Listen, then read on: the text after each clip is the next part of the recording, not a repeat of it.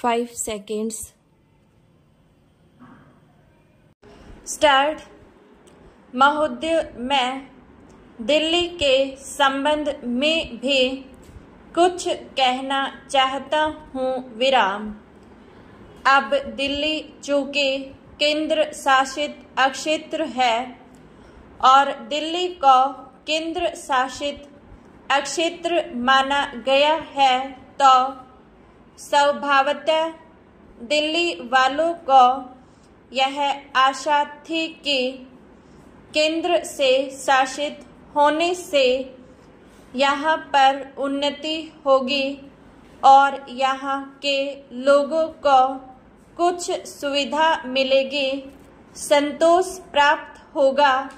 किंतु मैं यह देख रहा हूँ और लोगों में भी यह भावना बढ़ती जा रही है कि जब से यह केंद्र शासित क्षेत्र हुआ है, तब से शासन में निरंकुशता आने लगी है और लोगों की ओर ध्यान कम दिया जाने लगा है।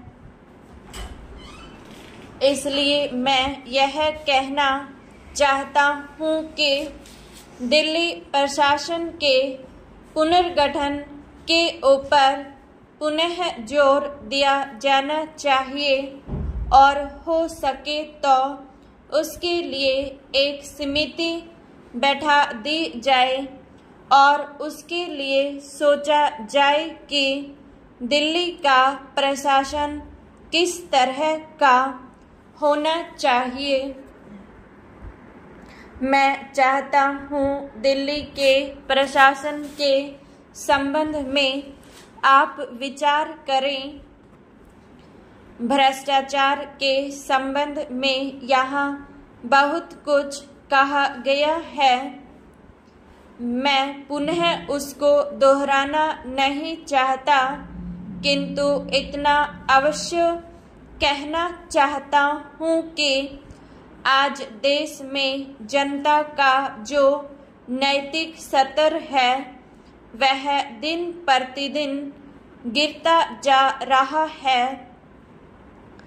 सरकार को यह सोचना चाहिए कि उनका वह नैतिक स्तर किस प्रकार उठाया जाए और किस तरह से लोगों की भावनाएं बदली जाए, किस तरह से लोगों में अनुशासन रह सके।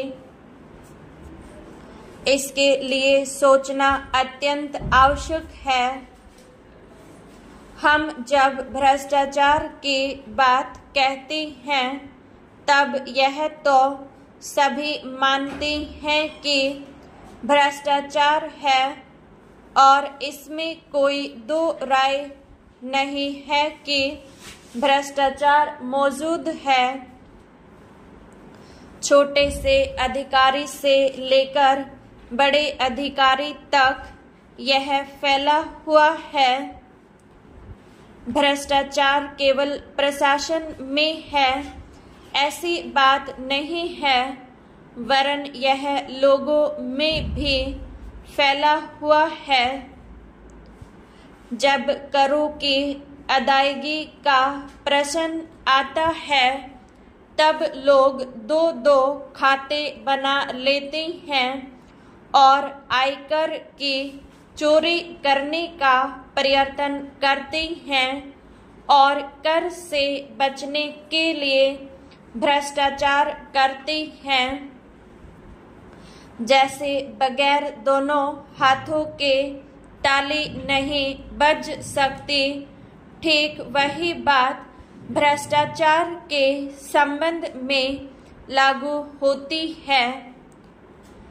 भ्रष्टाचार के निवारण के लिए जितना अधिकारियों का कर्तव्य है, उतना ही कर्तव्य जनता का है।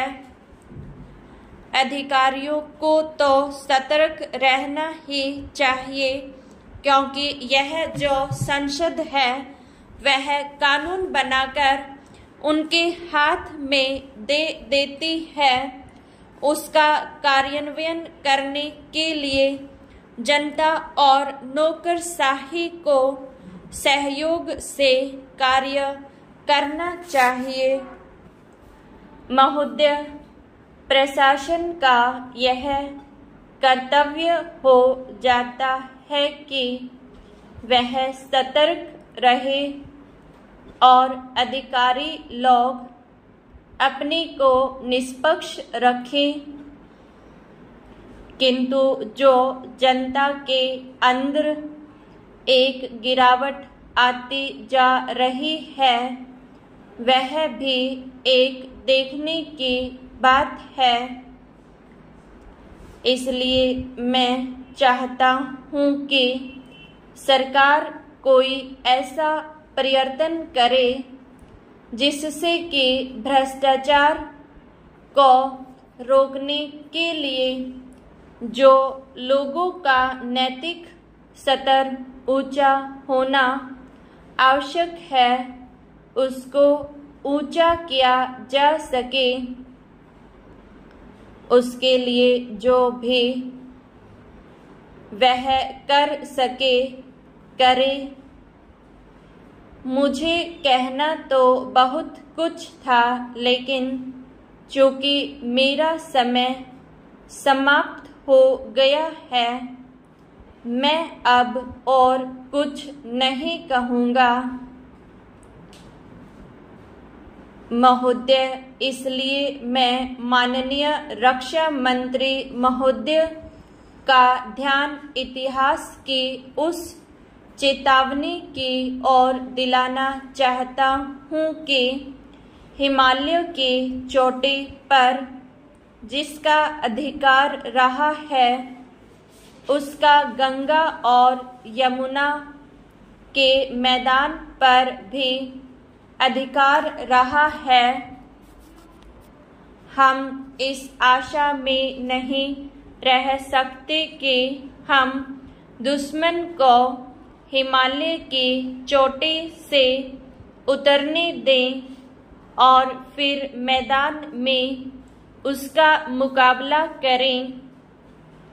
मुझे याद है कि कुछ वर्ष पहले प्रधानमंत्री जी ने बड़ी दृढ़ता के साथ यह कहा था कि हम हिमालय को दहेज के रूप में नहीं दे देना चाहते और यह नहीं कहना चाहते कि साहब आप टहलते हुए यहाँ आ जाइए।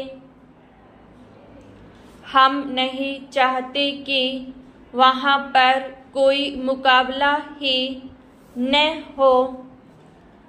मैं समझता हूँ कि अगर किसी भी सैनिक अधिकारी के दिमाग में अभी तक यह भावना है कि हम हिमालय की ऊंची चोटियों को छोड़कर नीचे मैदान में आकर युद्ध लड़ेंगे, तो उनको भ्रम में नहीं रहना चाहिए।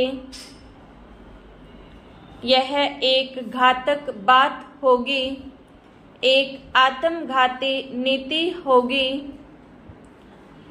अगर एक बार चीन का हिमालय की चोटियों पर कब्जा हो गया, तो चाहे वह बाद में नीचे हम पर हमला न भी करे, किंतु वहां से हम उसको कभी नहीं हटा सकेंगे।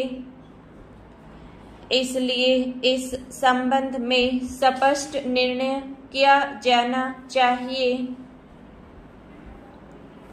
इसके बाद मैं मध्यवर्ती अक्षेत्र के बारे में कुछ कहना चाहता हूँ। पिछली बार जब चीन ने बड़े पैमाने पर आक्रमण किया था, तो लद्दाख में और पूर्व में नेफा के इलाके में किया था। मध्यवर्ती अक्षेत्र में मिडल सेक्टर में लड़ाई नहीं हुई थी, लेकिन मेरा अपना अनुमान है और बहुत से लोगों को इस बात की आशंका है कि अगर अब कभी चीन ने दोबारा हम पर आक्रमण किया तो वह मिडल सेक्टर में करेगा। इसके कई कारण मालूम पड़ते हैं।